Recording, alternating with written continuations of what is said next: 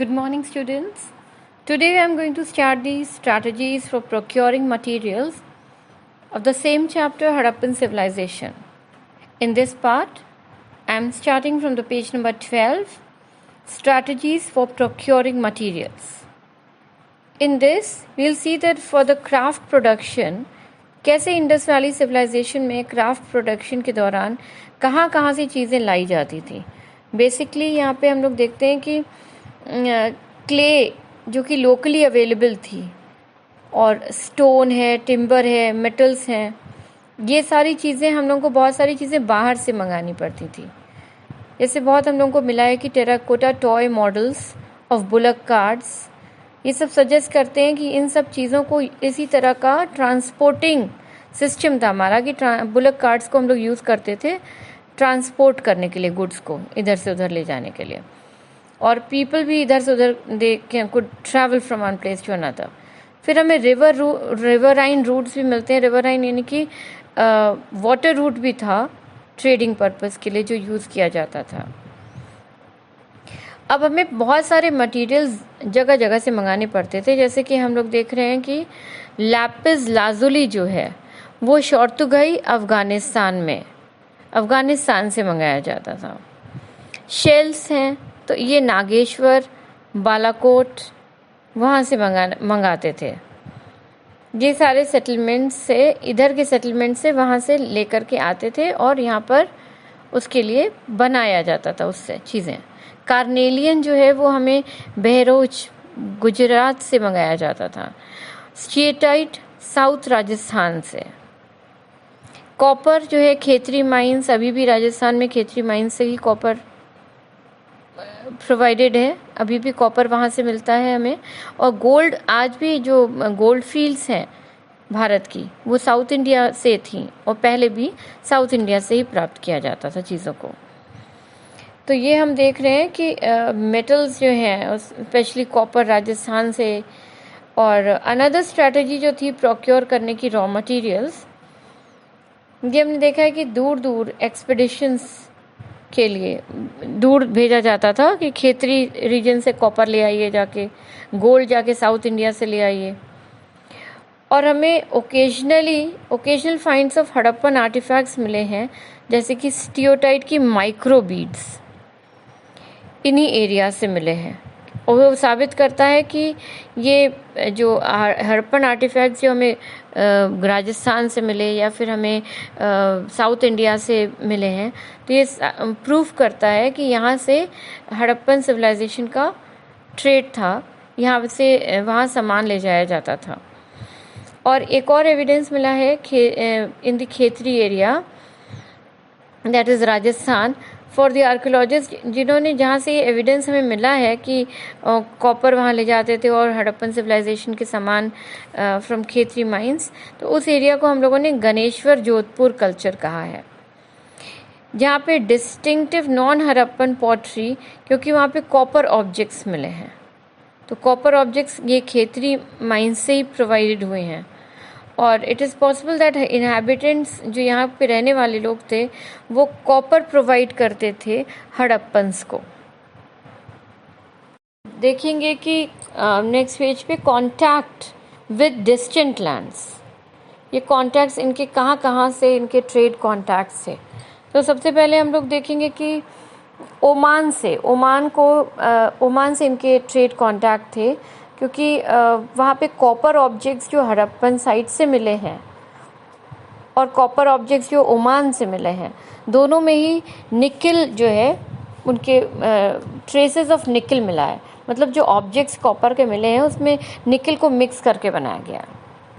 तो चूँकि ओमान में और हड़प्पन में दोनों ही जगह पे ये चीज़ें कॉमन हैं, तो ये प्रूव करता है कि दोनों के बीच में क्या था, ट्रेड रिलेशन एग्जिस्ट करता था.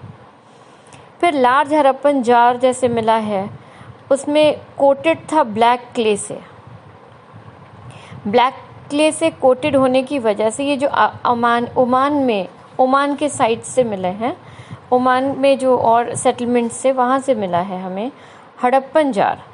तो हड़प्पन जार में क्या था कि वो ब्लैक क्ले से पॉलिश था, उससे क्या फ़र्क पड़ता था कि लीकिंग नहीं होता था. अगर उसमें उस जार में कोई लिक्विड रखें तो वो लिक्विड उसमें से लीक करके बाहर नहीं जाता था, क्योंकि वो ब्लैक क्ले से कोटेड रहता था। तो ये वाला हड़प्पन साइट का जो जार है वो हमें ओमान से मिला है। मेसोपोटामियन टेक्स्ट बताते हैं कि 3rd सेंचुरी को के समय के में मेंशन है, उनके टेक्स्ट में, उनकी किताबों में मेंशन है कि उसमें मेसोपोटामियन के टेक्स्ट में कि copper was imported from a region called Magan. Magan को मतलब कहाँ से मंगाते थे कॉपर को? मगान से। तो मगान जो है वो प्रेजेंट डे ओमान था, ओमान। तो ओमान और मगान are the same places.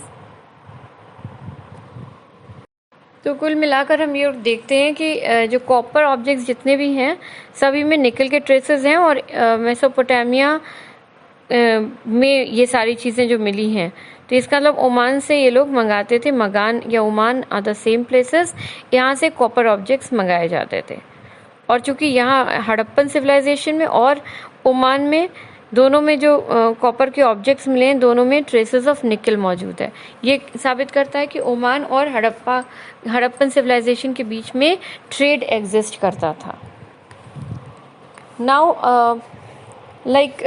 Harappan sites का कांटेक्ट था डिस्टेंट प्लेसेस से ट्रेड के रिलेशन में, क्योंकि हमें हड़प्पन सिविलाइजेशन की बहुत सारी चीज़ें वहाँ पर मिली हैं, जैसे कि सील्स हैं, वेट्स हैं, वेट एंड मेजर्स जो जिसे वेट करते थे, स्टैंडर्डाइज्ड वेट था वो है, डाइस है, बीड्स बहुत सारे मिले हैं डिस्टेंट प्लेसेस से, जो साबित करते हैं कि ट्रेड रिलेशन एग्जिस्ट करता था। तो मेसोपोटामियन टेक्स्ट भी मेंशन करते हैं कि उनका ट्रेड रिलेशन हड़प्पन सिविलाइजेशन का था, मतलब मेसोपोटामिया का भी था दिलमुन से। दिलमुन जो है वो कहलाता है आइलैंड ऑफ बहराइन। तो मेसोपोटामियन टेक्स्ट में मेंशन है कि उन लोगों का कांटेक्ट था दिलमुन, जिसको कहते हैं आइलैंड ऑफ बहराइन, मगान जो कि ओमान था, मेलुआ से। इसका मतलब मेसोपोटामियंस का ट्रेडिंग रिलेशन मेलुआ से था। मेलुआ को हड़प्पन्स कहा जाता है, हड़प्पन रीजन को। तो मेलुआ हड़प्पन रीजन से उन्हें क्या क्या चीज़ें मिलती थी? Carnelian, lapis lazuli, copper, gold, varieties of woods. Meluhha में मतलब इसी में इस टेक्स्ट में मेंशन है, मेलुआ के पास एक हाजा बर्ड थी। हाजा बर्ड जो है वो पीकॉक से रिलेट किया है आर्कियोलॉजिस्ट ने, कि वो मोस्ट प्रोबेबली पीकॉक की बात कर रहे हैं। और एक मैथोलॉजिकल स्टोरी है जिसमें उन्होंने कहा है मिथ की जो पीकॉक का जो साउंड था हाजा बर्ड का, वो पैलेस तक सुनाई देता था। तो ये सब इसमें इस तरीके से ये रिलेट किया है मेलुआ यानी कि हड़प्पन सिविलाइजेशन को। तो उनका ट्रेड रिलेशन था with Oman, मगान and Bahrain Dilmun with Mesopotamia मतलब ये हड़प्पन का मेसोपोटामिया का भी रिलेशंस, ट्रेडिंग रिलेशन था इन जगह से, और हड़प्पन सिविलाइजेशन का भी इन प्लेसेस से ट्रेड रिलेशन एग्जिस्ट करता था।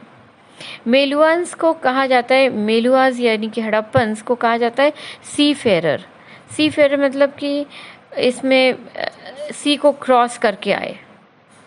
तो ये डिपिक्शंस यहाँ पे जो सील पे मिली हैं वो शिप और बोट्स की मिली हैं।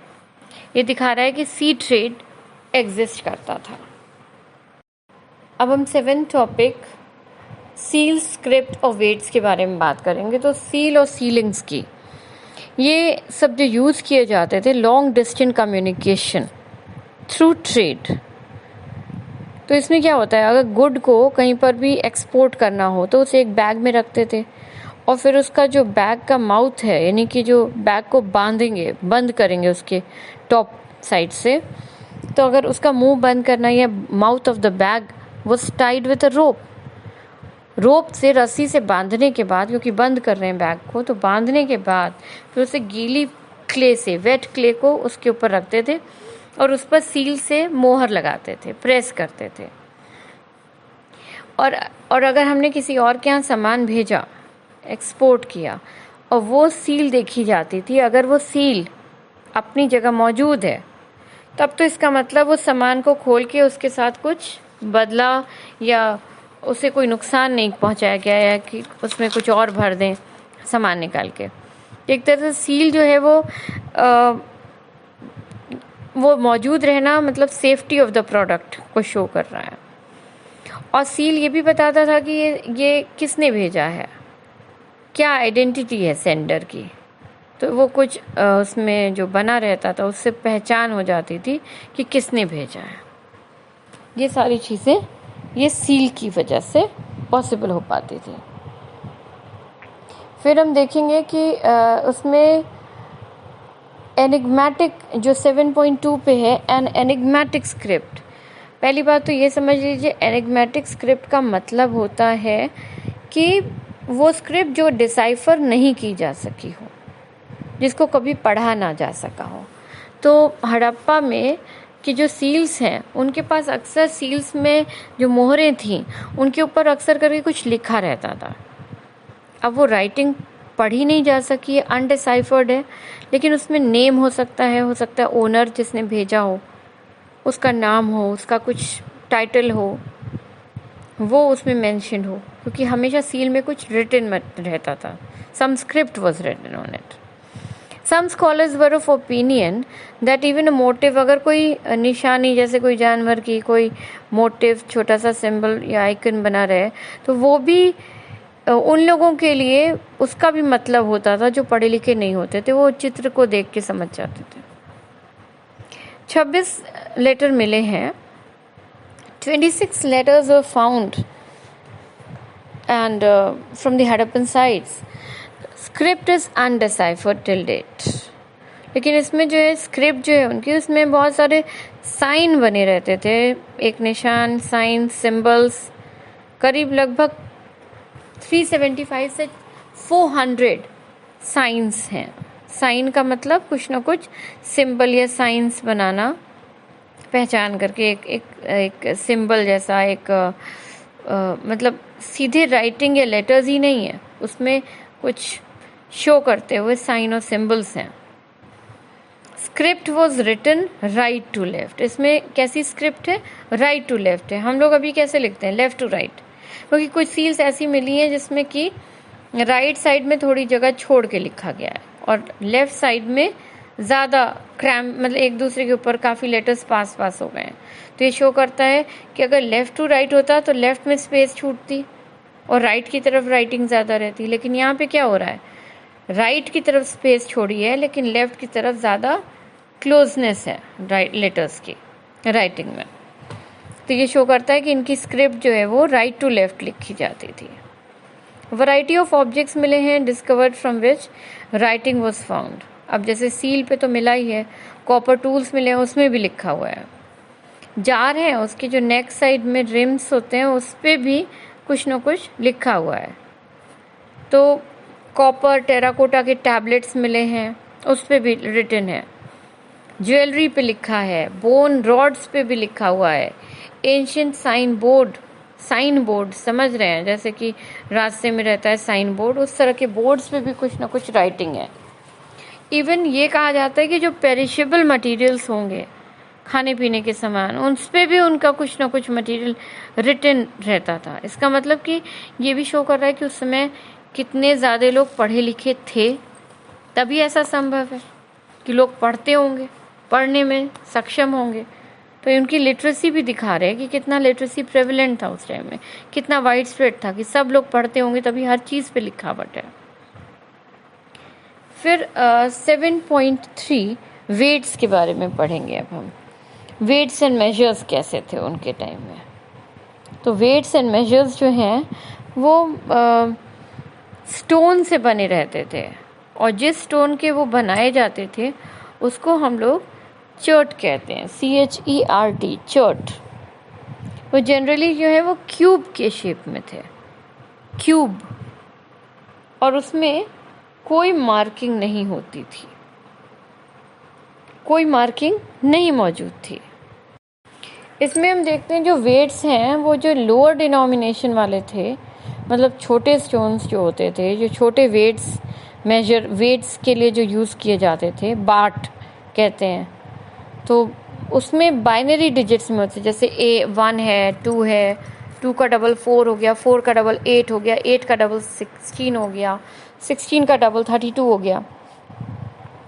और जो बड़े बड़े बार्ट होते थे हाई डिनोमिनेशन में, वो डेसिमल सिस्टम में रखते थे, जैसे 12.800।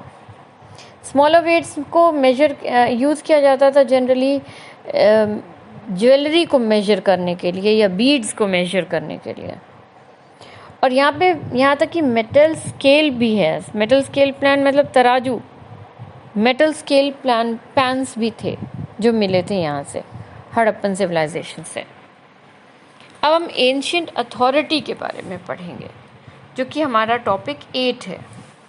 एंशिएंट अथॉरिटी के बारे में हमें ये पता चलता है कि एक तो यहाँ पे बहुत ही एक्स्ट्रा ऑर्डिनरी यूनिफॉर्मिटी मतलब एक जैसी चीज़ें, एक ही रेशियो की, एक ही टाइप की, एक ही उनका जो बनाने का ढंग है, वो सब कुछ एक। तो इतनी बड़े एरिया में फैला हो करके इतने सारे सेटलमेंट्स मिले हैं। सभी सेटलमेंट से पॉटरी है, सील्स हैं, वेट मेजर्स हैं, ब्रिक्स हैं, ये सब एक जैसे मिले हैं। तो जो इतनी बड़ी यूनिफॉर्मिटी है वो संभव नहीं है कि बिना किसी सिस्टम के एग्जिस्ट किए ये संभव हो सकता था। कोई रूलिंग अथॉरिटी होगी जो एक यूनिफॉर्मिटी को मेंटेन करवाए, क्योंकि जम्मू से लेकर गुजरात तक एक जैसी चीज़ें, एक ही रेशियो में बनी हुई चीज़ें पूरे सेटलमेंट में फैली हुई थी। इसके अलावा हम लोग पहले ही पढ़ चुके हैं कि बहुत ज़्यादा स्केल पे लेबर को यूज़ करते थे मैसिव वॉल बनवाने के लिए, बड़ी बड़ी बिल्डिंग्स बनवाने के लिए।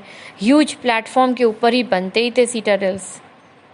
तो ये सारी चीज़ें एक यूनिफॉर्मिटी, एक जैसी इतने बड़े एरिया तक संभव नहीं है बिना किसी रूलिंग अथॉरिटी के।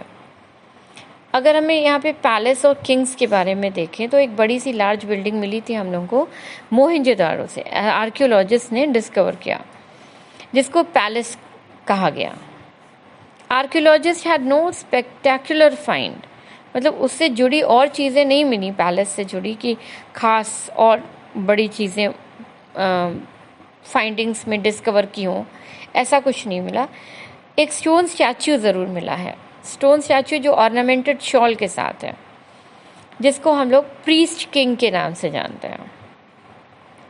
देन रिचुअल प्रैक्टिसेस, जो हड़प्पन सिविलाइजेशन में रिचुअल प्रैक्टिसेस को फॉलो किया जाता था, उसके बारे में भी कुछ खास समझ में नहीं आ पाया। और ना कि ये भी नहीं समझ में आया कि not are there any means of knowing कि किस तरह के वो रिचुअल्स को परफॉर्म करते थे।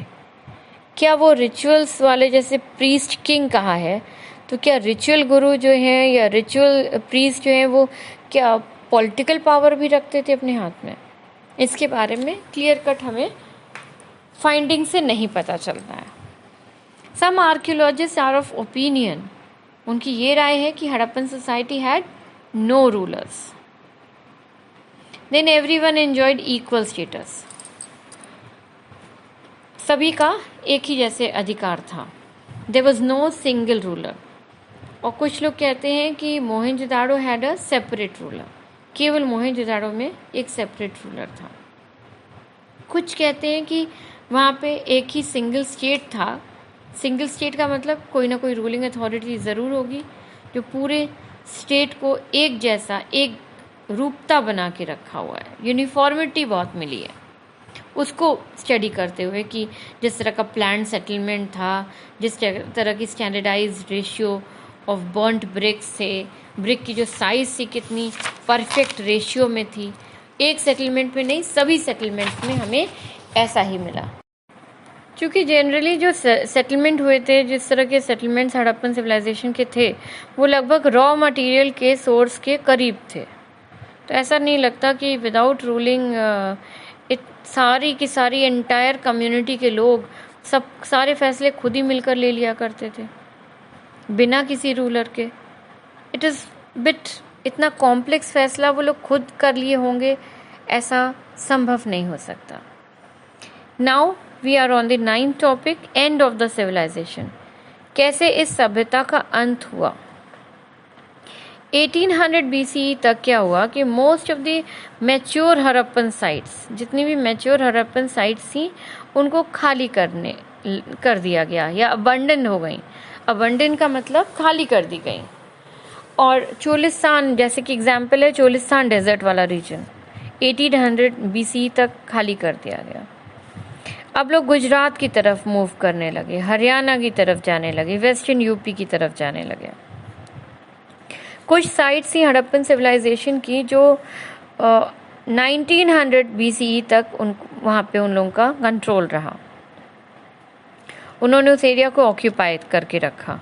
लेकिन वहाँ पर भी क्या हुआ ना कि वो जो मटेरियल कल्चर था, जो जिस लेवल का हाई लेवल का जो उनके मटेरियल्स थे, अब उनकी जो क्वालिटी है वो पुअर होने लगी।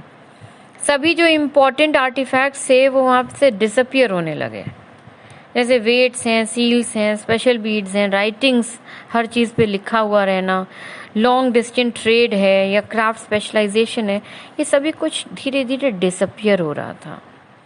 हाउस कंस्ट्रक्शन की जो स्पेशल टेक्निक थी वो भी अब पूरी तरह से बर्बाद हो चुकी थी, ख़त्म हो चुकी थी। और अब कोई बड़ा स्ट्रक्चर कंस्ट्रक्ट नहीं हो रहा था पब्लिक यूज़ के लिए। अब टाउन लाइफ से वापस रूरल लाइफ की तरफ कन्वर्ट हो रहे थे। रूरल सेटलमेंट ये इंडिकेट करता है, इंडिकेटेड बाय द आर्टिफैक्ट्स। ये किससे इंडिकेटेड हुआ है? वहाँ पे जो सामान मिल रहे थे, उनके जो सेटलमेंट्स का कोई स्ट्रक्चर ही बड़ा नहीं था। इन्हीं सबको कहा जाता है लेट हड़प्पन या successor cultures after the Harappan civilisation. कैसे हुआ ऐसा? कैसे सब कुछ ख़त्म होने लगा? क्या कारण था? क्या क्लाइमेट चेंज हो गया था? क्लाइमेटिक चेंज था? डिफॉरेस्टेशन बहुत ज़्यादा कर दिया था, इसलिए एक्सेसिव फ्लड होने लगा। क्योंकि डिफॉरेस्टेशन होगा तो क्लाइमेटिक चेंज आएगा और एक्सेसिव फ्लड्स आएंगे। क्योंकि जो फॉरेस्ट क्या करता है, पेड़ क्या करते हैं, सॉइल को होल्ड करते हैं। अब ज़्यादा एक्सेसिव आपने डिफॉरेस्टेशन किया तो क्लाइमेटिक चेंज अपने आप आएगा, ज़्यादा गर्मी होगी। क्योंकि CO2 का क्या होगा, ग्लोबल वार्मिंग के लिए वही रिस्पॉन्सिबल है। और जो सॉइल्स जो हैं, जो होल्ड कर रहे थे पेड़, अब वो नहीं होल्ड करेंगे तो फ्लड भी ज़्यादा आने वाला है। ये सारी चीज़ें एक दूसरे से इंटर रिलेटेड हैं। और शिफ्टिंग और drying of the reverse, shifting of the drawing, ज़्यादा वार्मिंग हो रही है तो शिफ्ट भी होगा और ड्राई भी होंगी रिवर्स। ये सब किस लिए हो रहा है? सारा ओवर यूज़ करने की कोशिश। जब हम लैंड को ओवर यूज़ कर रहे हैं तो डिफॉरेस्टेशन ज़्यादा कर रहे हैं। ये सारी चीज़ें क्या हैं? इंटरकनेक्टेड है।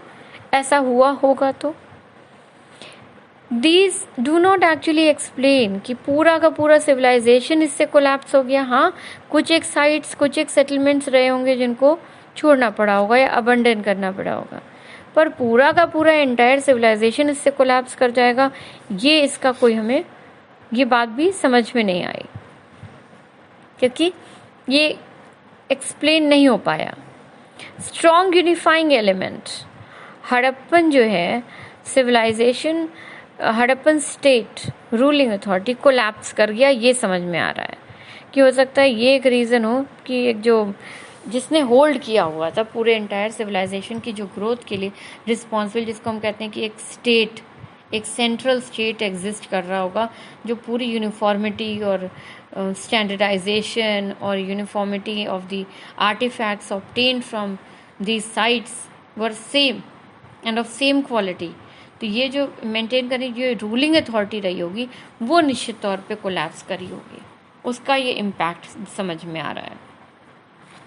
जैसे कि एविडेंट हो रहा है कि डिसअपियर होने लगी seals, script, beads, pottery. Standard weight की जगह अब लोकल वेट को यूज़ करने लगे और डिक्लाइन होने लगा। लोग इलाके छोड़ छोड़ के जाने लगे, एरियाज़ के सेटलमेंट्स को छोड़ छोड़ के जाने लगे। तो सब continent would have to wait for over a millennium for new cities to develop in a completely different region. So this is what we have gone through this topic कि कैसे अंत हुआ सिविलाइजेशन का। अलग अलग मत हैं और अब हम लोग इसके बाद अगले पेज पर हम लोग एविडेंस ढूंढेंगे कि इसमें सोर्स 3 के बारे में एक्सप्लेन्ड है। अब ये सोर्स 3 है जिसमें डेड मैन लेन की बात कर रहे हैं। डेड मैन लेन इस पे नाम इसलिए दिया गया है क्योंकि यहाँ पे एक आदमी की जो स्कल मिला है, जो डेड बॉडी मिली है, वो शो कर रहा है कि इस सड़क पर एक आदमी को मारा गया है। तो at a point where the lane turns westward, a part of skull and the bones of the thorax they are discovered. और ये बहुत ही बुरे कंडीशन में है, जिससे पता चलता है कि जैसे इसको बहुत बुरी तरीके से चोट लगी हो। स्कल्स के भी टुकड़े मिले हैं। तो ये लेन इसी के ऊपर डेड मैन लेन का नाम हो गया, मोहनजोदाड़ो से मिला है। फिर हमें 16 स्केलेटन्स और मिले हैं एक जगह पे। मतलब ये कुल मिला के शो कर रहा है कि शायद बहुत बड़ा अटैक हुआ हो इन लोगों के ऊपर, और उसकी वजह से ये सारे इन्वेजन्स की वजह से ख़त्म हो गए हों। ये सारी चीज़ें। फिर हम देखते हैं कि 16 स्केलेटन्स और मिले हैं जो कि ऑर्नामेंट्स पहने हुए हैं, और दे डाइड, वो मोहनजोदाड़ो के एरिया में से ही उनकी भी बॉडी मिली है।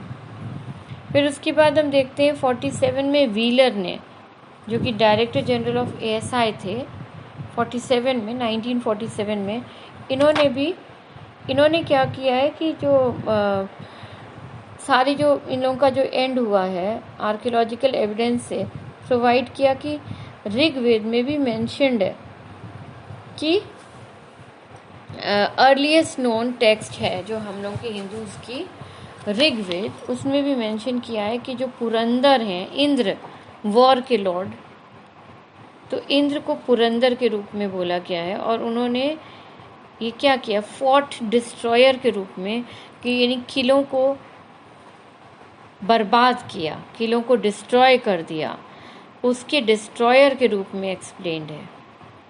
और एक और उसमें ये भी मेंशन था, हरियूपा को ख़त्म किया, हरियूपा के ऊपर अटैक किया। तो हरियूपा को वो किया है इन्होंने, मतलब कंपेयर किया है प्रेजेंट डे जो हड़प्पन सिविलाइजेशन को ही हरियूपा से को मिलाया और बोला कि हरियूपा मतलब हड़प्पन सिविलाइजेशन के बारे में बात हो रही है। और ऋग्वेद में ये सब चीज़ मेंशन्ड है। वेयर आर और वर दी citadels? It has the past been supposed that they were mythical. The recent excavations Harappa may be thought to have changed the picture. Here we have highly evolved civilization of essentially non-Aryan type, now known to have employed massive fortifications. What destroyed this firmly settled civilization? मतलब ये भी बहुत बड़ा question है कि इतना बेहतरीन civilisation जो सेटल था, इतनी फोर्टिफिकेशन से यहाँ पे किले बंदी हुई थी, किसने ख़राब कर दिया, किसने ख़त्म कर दिया? जो आर्यन टाइप बिल्कुल नहीं था, तो उसे किसने ख़राब किया? क्लाइमेटिक ने। इकोनॉमी इतनी पुअर हो गई, स्टेट एंड हो गया, मतलब जो रूलिंग अथॉरिटी कमज़ोर पड़ गई और डेटोरिएट होने लगा, उसको इतना वीक कर दिया। But its ultimate extension is more likely to be completed by deliberate and large-scale destruction. किसी ने उन्हें बुरी तरह से तहस-नहस किया है। It may be that no mere chance that at a late period of Mohenjo-daro, men, women and children appear to have been massacred there. On circumstantial evidence, Indra stands accused. मतलब यहाँ पर इंद्र भगवान को, जो हम लोग अपने लॉर्ड को, वॉर लॉर्ड को कहते हैं, उनको यहाँ पे दोषी ठहराया कि उन्होंने हरियूपा को डिस्ट्रॉय किया था। एज मतलब द फर्स्ट बुक, ये first text Rigveda mentions this, कि उन्होंने पुर को या फोर्ट्स को डिस्ट्रॉय कर दिया। He is considered destroyer of the forts. He is being held responsible for the destruction of the Harappan civilization, if text-wise we hold the evidence. Now in the 1960s में मोहनजोदाड़ो में जो massacre हुआ था, उस पर उन्होंने फिर से स्टडी किया तो पाया, जॉर्ज डेल्स ने इसको डिस्कवर किया। उन्होंने पाया कि जो उस समय जो कह दिया गया था कि मोहनजोदाड़ो में बहुत लार्ज स्केल मैसेकर हुआ है, वो एक्चुअली उस एक समय के स्केलेटन्स थे ही नहीं। मतलब इंसिडेंट्स उनका कभी हुआ है, वो स्केलेटन्स किसी और पीरियड के थे। तो कई बार ऐसा होता है कि जब फिर से स्टडी की जाती है तो पता लगता है कि जो पहला का डेटा है वो बिल्कुल सही नहीं है, बिल्कुल ऑपोजिट हो गया। Whereas a couple of them definitely seems to indicate a slaughter. The bulk of bones were found in context, suggesting burials of the slopiest and irreverent nature. There is no destruction level covering the latest period of city. No sign of extensive burning. No bodies of warriors clad in armor, surrounded by the weapons of war. The citadel, the only fortified part of the city, yielded no evidence of final defense. इन्होंने कहा जो citadel था, जो ruling elites के लिए जो बनाया गया था रहने का रेसिडेंशियल प्लेस, वहाँ पे ऐसा कोई एविडेंस नहीं मिला कि वहाँ पे बड़ा डिफेंस करना पड़ा हो या वहाँ लड़ाई झगड़ा चली हो, या कोई ऐसा शहर में ऐसा नहीं मिला कि पूरी जला दी गई हो या पूरी तरीके से डिस्ट्रक्ट करी गई हो। तो ऐसा कोई हमें एविडेंस इस तरह का भी नहीं मिला है। एक दो एविडेंस को छोड़ दें, अगर स्लॉटर के या वहाँ पे हडल्ट मिले हों, स्केलेटन्स को बांधा हुआ हो या मरे हुए हों, तो उनके अलावा हमें पास कोई ऐसा एविडेंस नहीं है। So as you see, a careful re-examination of the data can sometimes lead to reversal of earlier interpretations. So कई बार होता है कि आर्कियोलॉजिकल इंटरप्रिटेशंस हो रहे हों वो चेंज हो जाएं, क्योंकि फिर से री एग्जामिनेशन के दौरान ये पता चलता है कि वो जो पहले इंटरप्रेट किया था वो गलत था, अब जो इंटरप्रेट हो रहा है वो बिल्कुल सही है। So students, now I stop here and we'll continue this topic, from page number 19, discovering the Harappan civilization, in our next class. Till then, keep completing your assignments, keep revising your syllabus, and keep looking at the previous year's paper questions.